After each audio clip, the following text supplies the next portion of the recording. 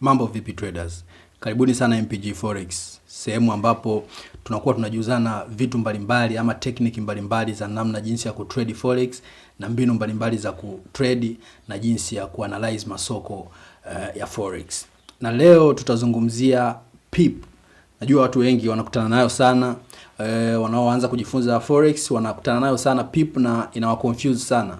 Kwa hiyo nataka tuizungumzie PIP, tuelewe nini maana ya PIP na tunaifanyia vipi calculation PIP na tunaitrade namna gani. So tukianza somo letu tunasema kwamba PIP ni kifupi, ni maneno ambayo yamefupishwa. Kwa kirefu tunaweza tukasema percentage in point au price interest point, ndo kifupi cha neno PIP ama kirefu cha neno PIP. Kwa hiyo nini maana ya PIP? PIP hii tunasema ni unit ambayo inatumika kuexpress mabadiliko ya thamani kati ya currency mbili.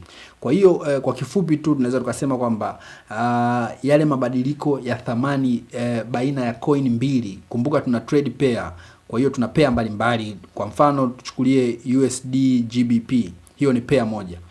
So PIP tunaambiwa kwamba British Pound na USD, yale mabadiliko au mabadilishano ya thamani. Kwa hiyo hayo mabadiliko baina ya hizo coin mbili ndo tunasema kwamba kitu kinachotumika kuexpress mabadiliko ya hiyo thamani baina ya hizo currency mbili ndo tunaweza tukasema kwamba tunaiita PIP. Kwa hiyo tuchukulie mfano Euro USD ina move kwenye $1.1050 hadi $1.1051.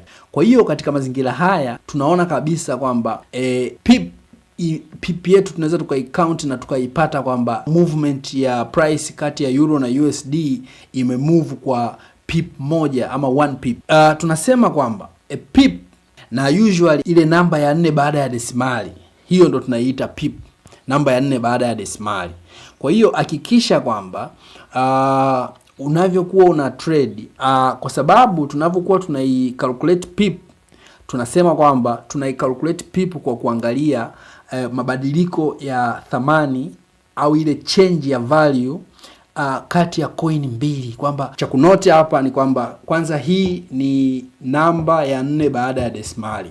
Kwenye currency pair nyingi sana hii ni namba ya 4 baada ya desimali, isipokuwa kuna pair USD JPY ambapo huwa inatupa option ya namba 3.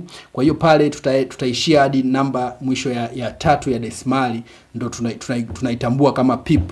Kwa hiyo kwa mfano soko ambalo lina move kutoka Euro USD tuchukulie ina move from $1.1050 kwenda hadi $1.1051. It means hapa ukitoa utapata 0.001. Kwa hiyo tunasema kwamba USD ime-rise au imepanda kwa thamani ya 1 PIP. PIP moja, yani ime-move kwa PIP moja. Na kumbuka PIP pair ime-move, ime-rise kwa value au kwa thamani ya PIP moja. Nadhani utakuwa umepata uelewa kidogo juu ya PIP na jinsi ya kuicalculate PIP. Kwa hiyo tunavyosema kwamba hii ni namba ya 4 ya desimali, kuna baadhi ya pair, kwa mfano Japanese yen, hii inaenda hadi namba ya pili ya desimali, kwa sababu hii Japanese yen kama unafuatilia chart huwa haitupi namba 4 kwenye tunavyo trade. Huwa pair yake haitupi namba 4, inatupa namba 2. Kwa hiyo kwenye Japanese yen, kwenye pair ya JPY tunasema kwamba PIP yetu ni namba ya pili baada ya desimali kwenye pair ya JPY. Lakini kwenye pair nyingine nyingi sana hii PIP huwa ni namba ya 4 baada ya desimali.